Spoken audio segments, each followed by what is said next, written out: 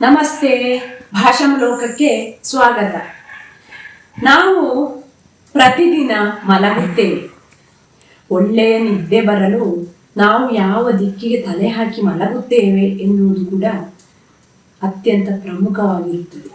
ನೀವು ಯೋಚಿಸಿದ್ದೀರಾ, ನಾವು ಯಾವ ದಿಕ್ಕಿಗೆ ತಲೆ ಹಾಕಿ ಮಲಗುತ್ತೇವೆ? ಅದಕ್ಕೂ ಒಂದು ನಿಯಮವಿದೆ. ನಮ್ಮ ಸನಾತನ ಧರ್ಮದಲ್ಲಿ ಯಾವ ದಿಕ್ಕಿಗೆ ತಲೆ ಹಾಕಿ ಮಲಗಬೇಕು, ಯಾವ ದಿಕ್ಕಿಗೆ ತಲೆ ಹಾಕಿ ಮಲಗಬಾರದು ಎನ್ನುವ ವಿಷಯವನ್ನು ತುಂಬ ಸುಂದರವಾಗಿ ವಿವರಿಸಿದ್ದಾರೆ. ಆ ಒಂದು ದಿಕ್ಕನ್ನು ಖಡಾಖಂಡಿತವಾಗಿ ನಿಷೇಧಿಸಿದ್ದಾರೆ.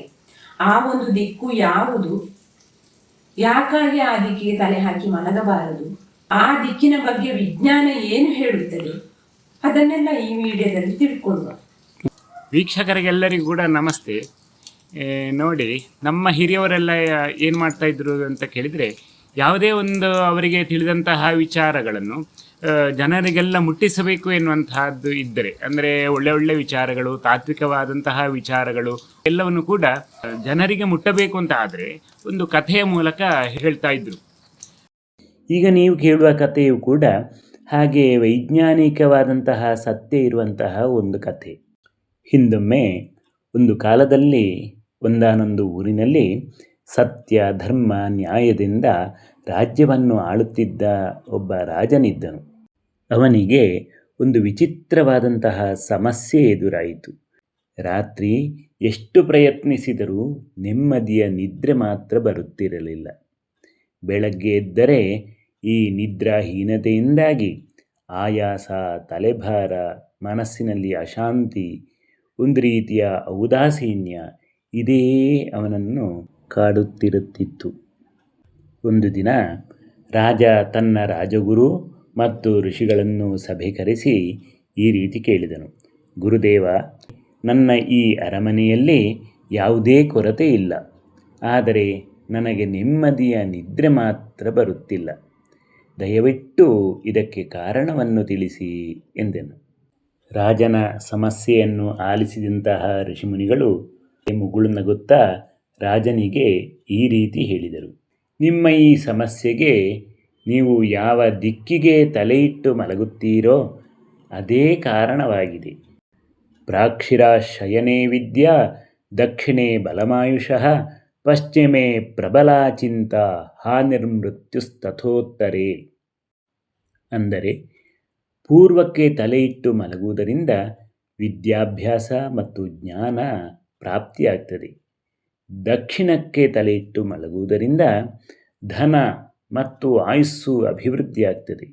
ಆದರೆ ಪಶ್ಚಿಮಕ್ಕೆ ತಲೆಯಿಟ್ಟು ಮಲಗಿದರೆ ತೀವ್ರವಾದಂತಹ ಚಿಂತೆ ಕಾಡುತ್ತದೆ.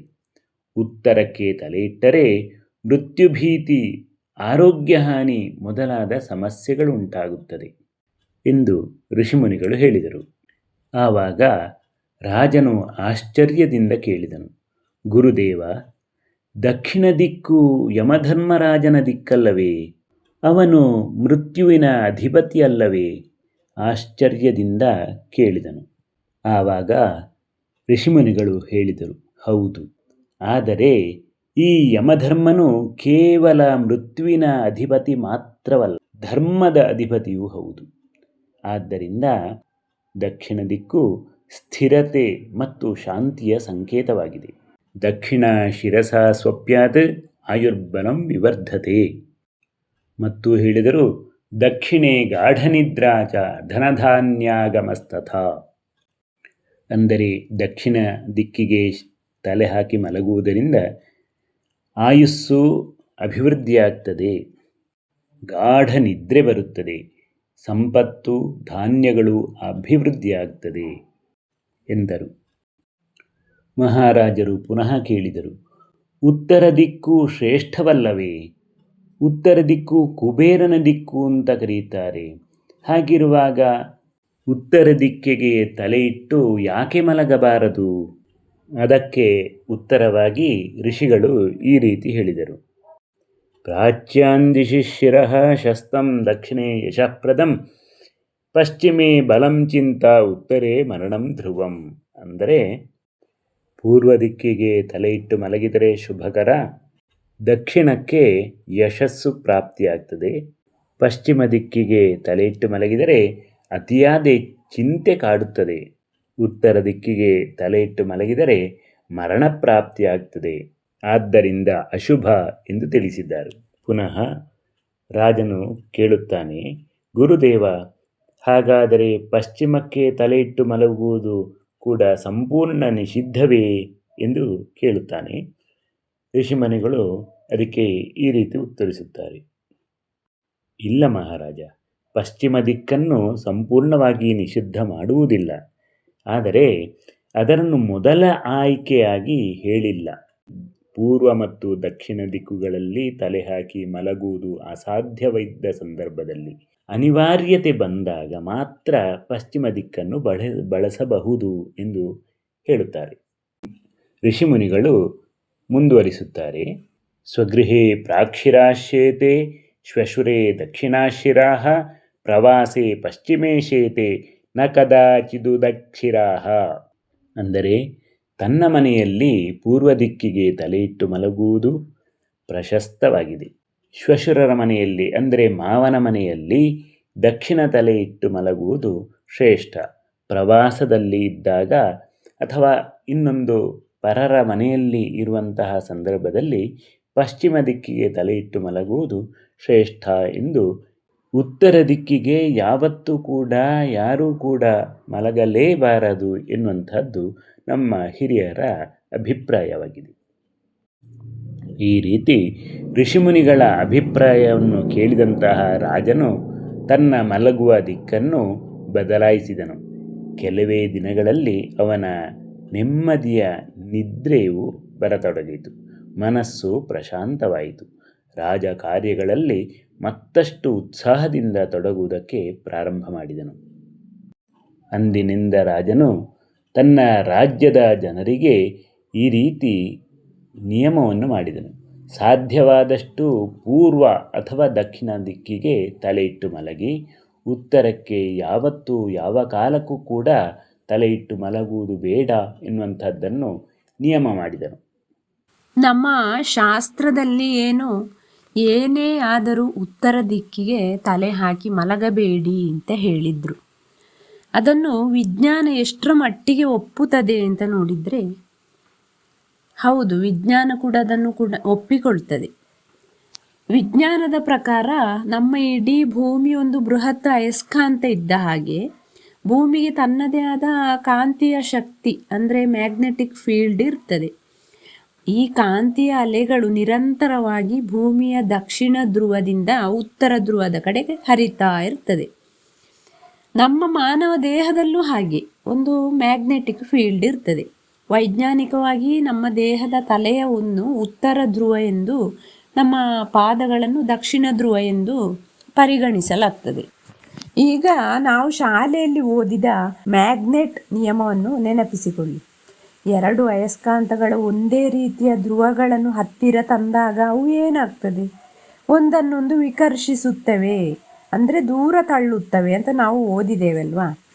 ಹಾಗೆ ನಾವು ಉತ್ತರ ದಿಕ್ಕಿಗೆ ತಲೆ ಹಾಕಿ ಮಲಗಿದಾಗ ನಮ್ಮ ದೇಹದ ಉತ್ತರ ಧ್ರುವ ಮತ್ತು ಭೂಮಿಯ ಉತ್ತರ ದಿಕ್ಕು ಮುಖಾಮುಖಿಯಾಗ್ತದೆ. ಆಗ ಭೂಮಿಯ ಬಲಿಷ್ಠ ಕಾಂತೀಯ ಶಕ್ತಿಯು ನಮ್ಮ ದೇಹದ ಕಾಂತೀಯ ಶಕ್ತಿಯನ್ನು ಜೋರಾಗಿ ತಳ್ಳಲು ಪ್ರಯತ್ನಿಸುತ್ತದೆ. ಇದು ನಮ್ಮ ಇಡೀ ದೇಹದ ರಕ್ತ ಪರಿಚಲನೆಯ ಮೇಲೆ ಭೀಕರ ಪರಿಣಾಮ ಬೀರುವ ಸಾಧ್ಯತೆ ಇರ್ತದೆ ಅಂತ ವಿಜ್ಞಾನಿಗಳು ಹೇಳ್ತಾರೆ. ಅಷ್ಟೇ ಅಲ್ಲ, ನಮ್ಮ ರಕ್ತದಲ್ಲಿ ಹಿಮೋಗ್ಲೋಬಿನ್ ಇರುತ್ತದೆ ಮತ್ತು ಆ ಹಿಮೋಗ್ಲೋಬಿನಲ್ಲಿ ಮುಖ್ಯವಾಗಿ ಕಬ್ಬಿಣದ ಅಂಶ ಇರ್ತದೆ. ಉತ್ತರಕ್ಕೆ ತಲೆ ಹಾಕಿ ಮಲಗಿದಾಗ ಭೂಮಿಯ ಕಾಂತೀಯ ಆಕರ್ಷಣೆಯಿಂದಾಗಿ ರಕ್ತದಲ್ಲಿನ ಕಬ್ಬಿಣ ಅಂಶ ಮತ್ತು ರಕ್ತದ ಹರಿವು ಮೆದುಳಿನ ಕಡೆಗೆ ಅತಿಯಾಗಿ ಜಮೆಯಾಗಲು ಶುರುವಾಗ್ತದೆ. ನಮ್ಮ ಮೆದುಳಿನಲ್ಲಿರುವ ರಕ್ತನಾಳಗಳು ತುಂಬ ಸೂಕ್ಷ್ಮವಾಗಿರ್ತದೆ, ಅಂದರೆ ತಲೆ ಕೂದಲಿಗಿಂತಲೂ 1000 ಪಟ್ಟು ಸೂಕ್ಷ್ಮವಾಗಿರ್ತದೆ ಅಂತ ವಿಜ್ಞಾನಿಗಳು ಹೇಳ್ತಾರೆ.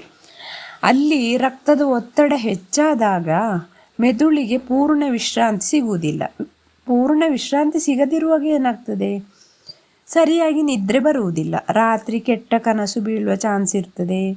ನಿದ್ರಾಹೀನತೆ ಉಂಟಾಗ್ತದೆ.